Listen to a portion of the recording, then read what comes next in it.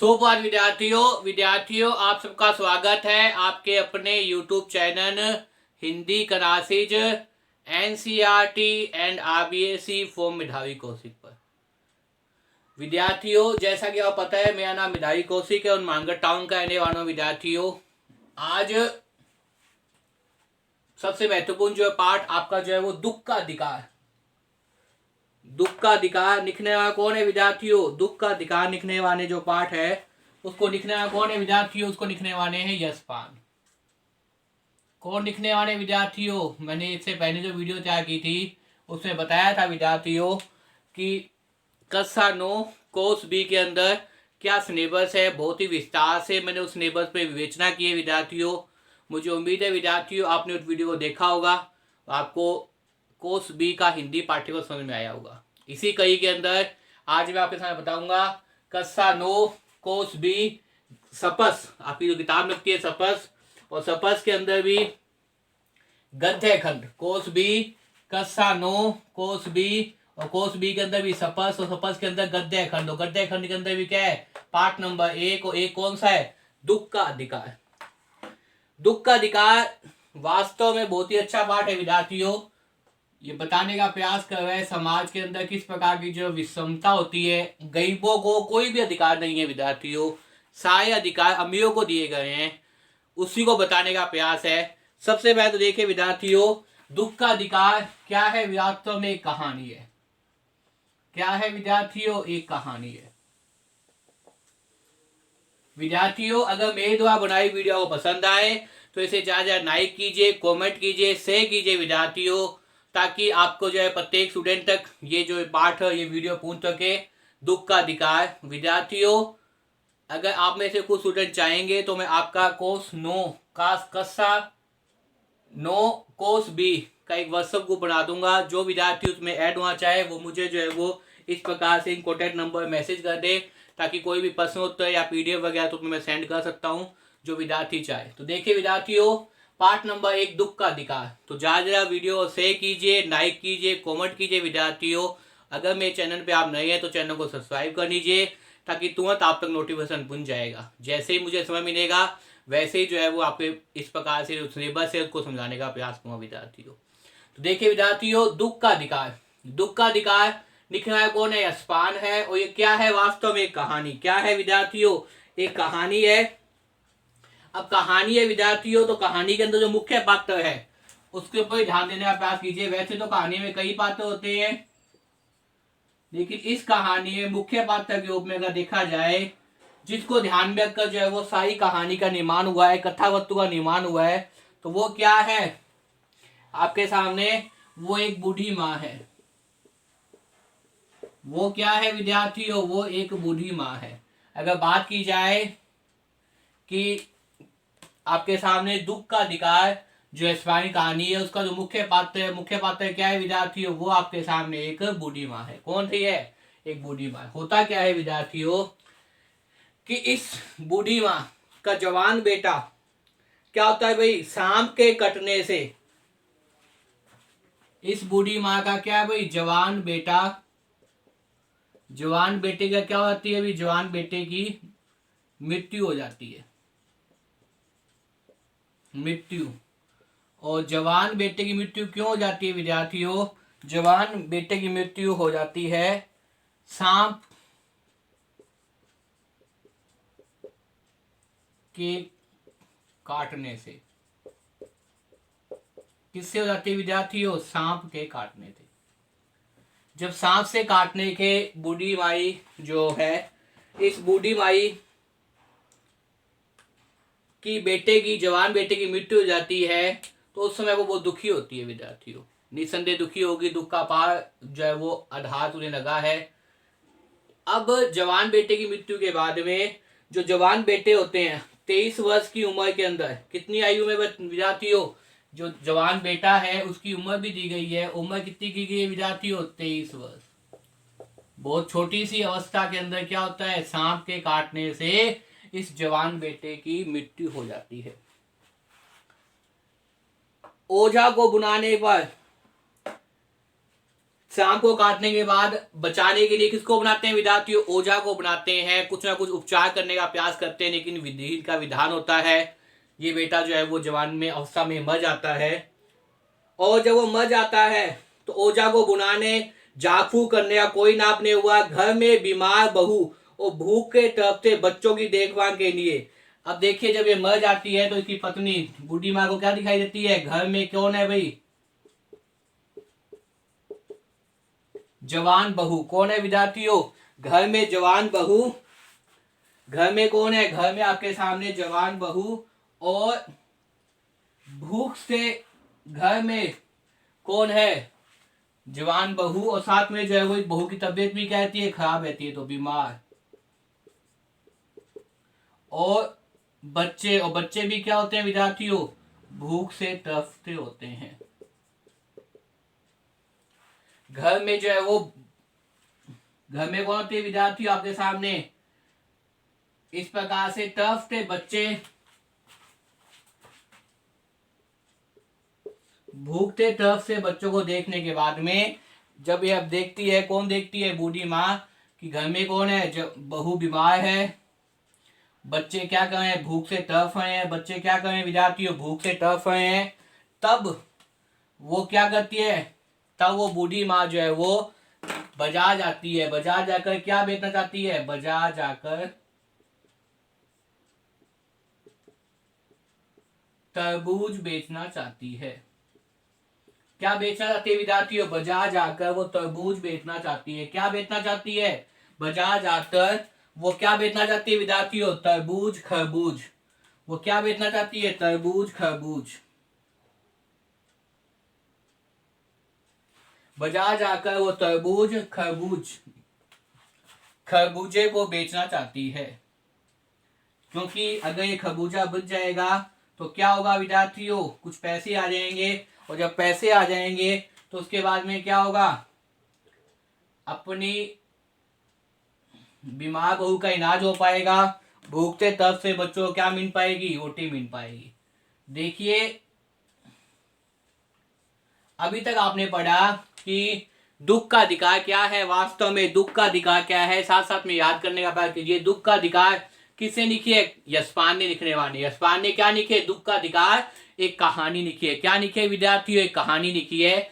इस कहानी के मुख्य पात्रों के रूप में देखा जाए, अगर इस कहानी के मुख्य पात्र के रूप में देखा जाए तो वो क्या है? मुख्य पात्र वो होता है विद्यार्थियों जिसको ध्यान में रखकर क्या की जाती है? कहानी लिखी जाती है।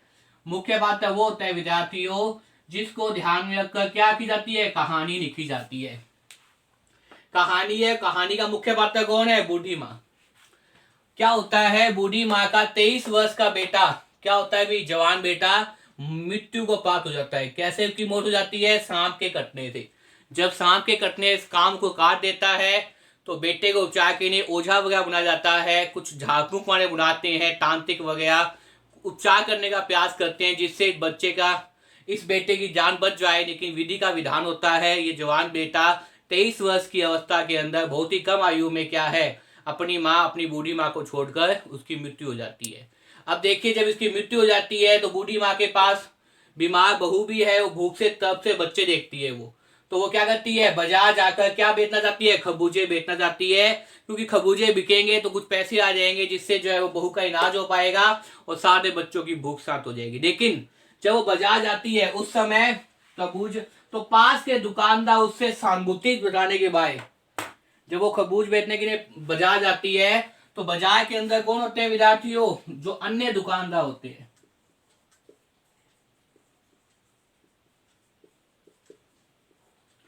अन्य दुकानदार क्या करते हैं विद्यार्थियों? सहानुभूति जताने के बजाय क्या करते हैं? उसको ही खरी खोटी सुनाते हैं। वो क्या नहीं करते भाई? सहानुभूति तो नहीं जताते, सहानुभूति को नहीं जताते। इसके पीठ क्या करते हैं? सहानुभूति तो नहीं जताते, इसके पीठ वो क्या करते हैं? इसी बूढ़ी मैया को क्या करते हैं? वो खरी खोटी सुनाते हैं। खरी खोटी सुनाते हैं। क्या करते हैं विद्यार्थियों? इसी बूढ़ी मैया को वो खरी खोटी सुनाते हैं। क्या सुनाते हैं विद्यार्थियों? खरी खोटी सुनाते हैं। बूढ़ी में जो माँ होती है वो बाजार जाकर क्या बेचना चाहती है? मैंने आपको बताया था, बाजार जाकर क्या बेचना चाहती है? खरबूजे को बेचना चाहती है। लेकिन बाजार के अंदर जो अन्य दुकानदार है, अन्य दुकानदार क्योंकि के बेटे की निधन हो गया 23 वर्ष की अवस्था के अंदर, तो सहानुभूति को नहीं चाहते, अभी तू क्या सुनाते हैं? खरी खोटी सुनाते हैं। उसका सामान, उसका खरबूजा बिकने का ना बिके ऐसा करने का प्रयास करते हैं। होता क्या है विद्यार्थियों, कुछ अंधविश्वासी लोगों का भी ये मानना है कि बुढ़िया के खरबूजे खरीदने पर उसके बेटे की मृत्यु का सूतक दोष उन्हें लग जाएगा। कुछ अंधविश्वासी लोग क्या मानते हैं कि अगर इस बूढ़ी माँ के खरबूजे खरीद जाएंगे तो इसका जो सूतक होता है, सूतक जो जवान बेटे की निधन होने के बाद में जो सूतक है वो भी क्या लग जाएगा, उनको लग जाएगा। इसलिए वो खरबूजे को नहीं खरीदते, इसलिए वो खरबूजे को नहीं खरीदते। दोबारा देखिए विद्यार्थियों, कुछ अंधविश्वासी लोगों का ये मानना था, कुछ अंधविश्वासी लोगों का ये मानना था कि बुढ़िया से खरबूजे खरीदने पर उसके बेटे की मृत्यु का सूतक दोष, बूढ़े के खरबूजा खरीदने पर उसके बेटे की मृत्यु पर जो सूतक दोष है, उसके बेटे की मृत्यु का क्या विद्यार्थियों, जो सूतक दोष है वो भी क्या लग जाएगा, उनके ऊपर लग जाएगा। अगर वो क्या खरीदेंगे, बुढ़िया के खरबूज खरीदेंगे, बुढ़िया से खरबूज खरीदेंगे, तो बुढ़िया का को जवान बेटे की मरने के बाद में जो सूतक है, जो सूतक दोष है, वो सूतक दोष भी क्या है विद्यार्थियों, इस प्रकार से उनको लग जाएगा। इस प्रकार से लेखक के मन में भी, तभी बताते हैं कि लेखक वहां से निकल आता हो। लेखक कौन है विद्यार्थियों? लेखक यहाँ पे कौन है? यशपान। तभी बताया जाता है कहानी के अंदर कि वहां से कौन निकल रहा था? लेखक। और लेखक कौन है आपको पता है? लेखक कौन है विद्यार्थियों? यशपान। लेखक कौन है विद्यार्थियों? यशपान। तो आप ये कह सकते हैं कि वहां से कौन निकल रहा था? वहां से जो है वो यशपान निकल रहा था। कौन निकल रहा था विद्यार्थियों? लेखक को। लेखक कौन है भाई? वहां से कौन निकल रहा था? यशपान निकल रहा था। लेखक यशपान को बूढ़ी माँ पर दया आ रही थी। इंपॉर्टेंट बात ये है, महत्वपूर्ण बात ये है कि लेखक यशपान को क्या है, बूढ़ी माँ पर दया आ रही थी कि उन दुकानदारों पे क्या हुई थी, घृणा हो रही थी। लेकिन क्योंकि वो लेखक था, वो एक प्रकार से जो है वो सामान्य कपड़े पहना हुआ था, वो एक तरह से समाज का जो पाखंड है, समाज का जो आडंबर, समाज ने जो मुखट्टा पहन रखा है, उसी मुखट्टे का वो लेखक भी शिकार हो गया। उसका मन कहा रहा था कि वो बूढ़ी माँ के प्रति सहानुभूति व्यक्त करे, उन लोगों को कहे, लेकिन वो चुपचाप वहां से चला जाता है। ये वास्तव में समाज की है कि जो अमीर है वो तो अमीर रहेगा, गरीबों जो है वो गरीब पे अत्याचार होते रहेंगे। ये हमेशा से होता आया है, हमेशा से है, आगे भी पता नहीं ऐसे ही कुछ होगा कि गरीबों पे क्या होंगे, अत्याचार होंगे। तो इसलिए बताया गया है विद्यार्थियों कि लेखक क्या है, लेखक वहां से जा रहा था और लेखक के मन में बुढ़िया के प्रति सहानुभूति थी। लेखक कौन है? लेखक यशपान। लेखक यशपान के मन में बुढ़िया के प्रति सहानुभूति थी, परंतु उसकी कसी पोशाक ने उन्हें फुटपाथ पर बैठकर उस बुढ़िया को सहानुभूति जताने से रोक दिया। परंतु उसकी कसी पोशाक ने उसे फुटपाथ पर बैठकर उस बुढ़िया को सहानुभूति जताने से रोक दिया। उस बुढ़िया से सहानुभूति जताने से रोक दिया। उस पुत्र वियोगिनी को देखकर, क्योंकि उसके जवान बेटे की मृत्यु हो गई थी, उस पुत्र वियोगिनी को देखकर लेखक कौन है? यशपान। लेखक कौन है? यशपान। लेखक यशपान को पड़ोस की उस संभात महीना की याद आई। पड़ोस में रहने वाली उस संभात महीना की याद आई, क्योंकि वो एक अमीर महीना थी। किसकी याद आती है उस समय? लेखक को पड़ोस में रहने वाली किसकी याद आती है? एक संभात महीना, जो सेब जैसी थी, जिसके बेटे का भी क्या हो गया था भाई, कम आयु में क्या हो गया था, निधन हो गया था। और उस समय वो महीना क्या थी, बेड पे आ गई थी, अपने बेटे को याद कर, अपने पुत्र को याद कर। और दो डॉक्टर, क्योंकि वो अमीर महीना थी, वो अमीर थी, इसीलिए उसके दुख का प्रभाव जो है वो समाज पे ज्यादा दिखाई दे रहा था। लेखक ये बताने का प्रयास कर रहा है कि उस महीना के बेटे का भी निधन हो गया था, पोष में आने वाली वो महीना के जवान बेटे का निधन हो गया तो निस्संदेह महीना को दुख था। और महीना कहाँ आ गई भाई, बिस्तर पे आ गई।